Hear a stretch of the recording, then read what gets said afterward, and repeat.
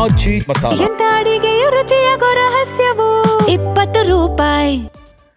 ಪಶು ವೈದ್ಯಾಧಿಕಾರಿಗಳ ನೇಮಕಾತಿಯಲ್ಲಿ ಆಗಿರುವ ಅತಿ ದೊಡ್ಡ ಅಕ್ರಮ ಮತ್ತು ಹಗರಣಕ್ಕೆ ಸಂಬಂಧಪಟ್ಟಂತೆ ಕೆಪಿಎಸ್ಸಿ ಮಾಜಿ ಅಧ್ಯಕ್ಷ ಶಿವಶಂಕರಪ್ಪ ಸೇರಿದಂತೆ ಅಧಿಕಾರಿಗಳಿಗೆ ಇಡಿ ಅಧಿಕಾರಿಗಳು ಶಾಕ್ ಕೊಟ್ಟಿದ್ರು. ಅದರ ಬೆನ್ನಿಗೆ ಐಎಎಸ್ ಅಧಿಕಾರಿ ಜ್ಞಾನೇಂದ್ರ ಅವರ ನಿವಾಸದ ಮೇಲೂ ಕೂಡ ಇಡಿ ಅಧಿಕಾರಿಗಳು ದಾಳಿ ಮಾಡಿದ್ರು.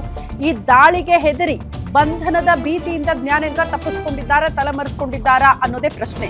ತಂದೆ ಅನಾರೋಗ್ಯದ ಕಾರಣ ನೀಡಿ ರಜೆ ಕೇಳಿದ್ದೆಲ್ಲ ಸುಳ್ಳ ಜ್ಞಾನೇಂದ್ರ, ತಂದೆಗೆ ಆಪರೇಷನ್ ಇದೆ ಅನ್ನೋದೆಲ್ಲ ಕಟ್ಟು ಕಥೆನಾ ಅನ್ನೋದೇ ಪ್ರಶ್ನೆ ಆಗ್ತಾ ಇದೆ. ತಂದೆಗಾಗಿ ರಜೆ ಹಾಕಿದವರು ಊರಿಗೆ ಹೋಗ್ಲಿಲ್ಲ ಯಾಕೆ? ಆ ನೆಪ ಹೇಳಿ ರಜೆ ತಗೊಂಡಿದ್ದೀರಿ ಅಂದ್ರೆ ಯಾಕೆ ಹೋಗ್ಲಿಲ್ಲ ಅಂತ ರಜೆ ಪತ್ರ ನೀಡಿ ಉತ್ತರ ಪ್ರದೇಶದ ಲಖನೌ ಮನೆ ಮೇಲೆ ಇಡಿ ಅಧಿಕಾರಿಗಳು ದಾಳಿ ಮಾಡಿದ್ದು.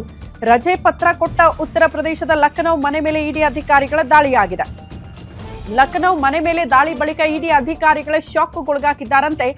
ಲಖನೌ ಮನೆಗೆ ಹೋಗಿಲ್ಲ ಐಎಎಸ್ ಅಧಿಕಾರಿ ಜ್ಞಾನೇಂದ್ರ ಅನ್ನೋದು ಬಹಳ ಸ್ಪಷ್ಟವಾಗಿ ಗೊತ್ತಾಗಿದೆ. ಮನೆಯಲ್ಲಿ ಇದ್ದಿದ್ದು ಜ್ಞಾನೇಂದ್ರ ತಂದೆ ಮತ್ತು ಕೇರ್ ಟೇಕರ್ ಮಾತ್ರ.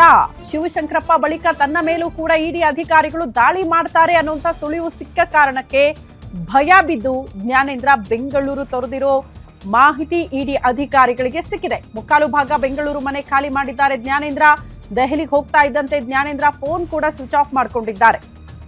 ಫೋನ್ ಸ್ವಿಚ್ ಆಫ್ ಮಾಡಿ ಜ್ಞಾನೇಂದ್ರ ಹೋಗಿದ್ದು ಎಲ್ಲಿಗೆ ಅನ್ನೋದೇ ಅತಿ ದೊಡ್ಡ ಪ್ರಶ್ನೆ ಆಗ್ತಾ ಇದೆ. ಸುಳ್ಳು ಹೇಳಿ ರಜಾ ಕೇಳಿ ಮೇಲಧಿಕಾರಿಗಳನ್ನ ಯಾಮಾರಿಸ್ಬಿಟ್ರ ಜ್ಞಾನೇಂದ್ರ. ಇತ್ತೀಚೆಗೆ ಕೆಪಿಎಸ್ಸಿಯಲ್ಲಿ ಆಗಿರುವ ಹಗರಣ, ಅದರಲ್ಲಿ ಜ್ಞಾನೇಂದ್ರ ಅವರ ಪಾತ್ರ ಕೂಡ ಇದೆಯಾ ಅನ್ನೋದು ಪ್ರಶ್ನೆ ಆಗ್ತಾ ಇದೆ. ಪ್ರಮುಖವಾಗಿ ಈ ಶಿವಶಂಕರಪ್ಪ ಅವರ ಪಾತ್ರದ ಬಗ್ಗೆ ತಿಳ್ಕೊಂಡ್ವಿ. ಶಿವಶಂಕರಪ್ಪ ಅವರ ಜೊತೆಗೆ ಶಾಮೀಲಾಗಿರುವಂತಹ ಅಧಿಕಾರಿಗಳು ಯಾರು, ಸಿಬ್ಬಂದಿಗಳು ಯಾರು, ಕೋಟಿ ಕೋಟಿ ದುಡ್ಡಿಗೆ ಹುದ್ದೆಯನ್ನ ಮಾರಾಟ ಮಾಡಿದ್ರ? ಈ ಪ್ರಶ್ನೆಗಳ ಮಧ್ಯದಲ್ಲೇ ಈ ದುಡ್ಡು ಎಲ್ಲಿಗೆ ಹೋಯ್ತು? ಪಡ್ಕೊಂಡಂತಹ ದುಡ್ಡು ಅಂದ್ರೆ ಹವಾಲಾ ದಂಧೆಗೆ ಮನಿ ಲಾಂಡ್ರಿಂಗ್ ಆಗಿದೆ ಇಲ್ಲಿ ಅನ್ನುವಂಥ ಗಂಭೀರ ಆರೋಪದ ಮೇಲೇನೆ ಇಡಿ ಅಧಿಕಾರಿಗಳು ದಾಳಿ ಮಾಡಿರೋದು. ಹಾಗಾಗಿ ಶಿವಶಂಕರಪ್ಪ ಅವರ ಮನೆಯ ಮೇಲೆ ಯಾವಾಗ ದಾಳಿ ಆಯ್ತೋ, ಕೆಪಿಎಸ್ಸಿ ಕಚೇರಿ ಮೇಲೆ ಯಾವಾಗ ದಾಳಿ ಆಯ್ತೋ, ಸಂಬಂಧಪಟ್ಟಂತಹ ಮಧ್ಯವರ್ತಿಗಳು ಸಿಬ್ಬಂದಿಯ ಮನೆ ಮೇಲೆ ಯಾವಾಗ ಇಡಿ ಅಧಿಕಾರಿಗಳು ದಾಳಿ ಮಾಡಿದ್ರು, ಆಗ ಜ್ಞಾನೇಂದ್ರ ಅವರು ಕೂಡ ಅಲರ್ಟ್ ಆಗ್ತಾರೆ. ಮೋಸ್ಟ್ಲಿ ನನಗೂ ಕೂಡ ಇಡಿ ಬಿಸಿ ತಪ್ಪಿದ್ದಲ್ಲ ಅನ್ನೋ ಕಾರಣಕ್ಕೆ ಇಡಿ ಅಧಿಕಾರಿಗಳು ಯಾವ ಕ್ಷಣಕ್ಕಾದ್ರೂ ಬರಬಹುದು ಅನ್ನೋದನ್ನ ಅರಿತು ಬೆಂಗಳೂರನ್ನ ತೊರೆದು ಬಿಟ್ರ ಜ್ಞಾನೇಂದ್ರ. ಅದು ಕೂಡ ಸುಳ್ಳು ನೆಪಗಳನ್ನ ಕೊಟ್ಟಿದ್ದಾರಂತೆ. ನೋಡಿ, ತಂದೆಗೆ ಹುಷಾರಿಲ್ಲ, ನನಗೂ ಕೂಡ ಆರೋಗ್ಯದ ಸಮಸ್ಯೆ, ಹಂಗಾಗಿ ಸ್ವಲ್ಪ ದಿನ ನನಗೆ ರಜೆ ಬೇಕು ಅಂತ ಕೇಳಿದ್ರು ಅಂತ ನಾವಲ್ಲ, ಪ್ರಿಯಾಂಕ ಖರ್ಗೆ ಅವರು ಅವ್ರ ಪರವಾಗಿ ಮಾತನಾಡಿದ್ರು. ಅನಾರೋಗ್ಯದ ನೆಪ ಹೇಳಿ ರಜಾ ತಗೊಂಡಿದ್ದಾರೆ ಬಿಡಿ ಅಂತ. ಸೊ ರಜೆ ತಗೊಂಡಾದ್ಮೇಲೆ ನೀವು ತಂದೆ ನೋಡಕ್ ಅವ್ರ ಮನೆಗೆ ಹೋಗ್ಬೇಕಲ್ಲ, ಯಾಕೆ ಹೋಗ್ಲಿಲ್ಲ ಅನ್ನೋದನ್ನ ಇಡಿ ಅಧಿಕಾರಿಗಳು ಪ್ರಶ್ನೆ ಮಾಡ್ತಿದ್ದಾರೆ.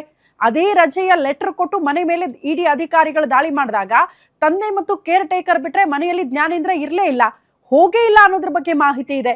ಹಂಗಾಗಿ ಬೆಂಗಳೂರಿನ ಅರ್ಧಕರ್ದು ಮನೆಯನ್ನ ಖಾಲಿ ಮಾಡಿದ್ದಾರೆ ಅಂದ್ರೆ ಬಂಧನದ ಭೀತಿ ಅಥವಾ ತಪ್ಪು ಮಾಡಿದ್ದೀನಿ ಅನ್ನುವಂಥ ಭಯ ಜ್ಞಾನೇಂದ್ರ ಅವರನ್ನ ಕಾಡ್ತಾ ಇದೆಯಾ ಅನ್ನೋದೇ ಪ್ರಶ್ನೆ.